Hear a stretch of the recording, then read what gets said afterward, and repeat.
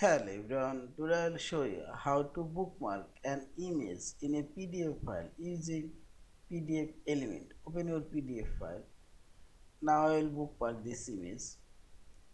Click on this paste thumbnail option and here you will find this bookmark option.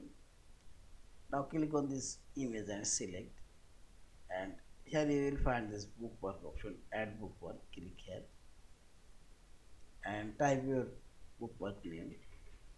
Yes. And also I will bookmark this image. Click on this image.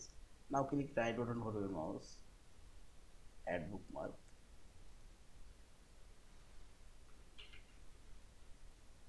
Yes, okay. Now click on this bookmark and see this. This bookmark now working. This one, and see this. In this way you can bookmark your images on your PDF file. Yeah. And finally select this file option. Save or save as a PDF file. Thank you for watching. Subscribe, like, share and comments.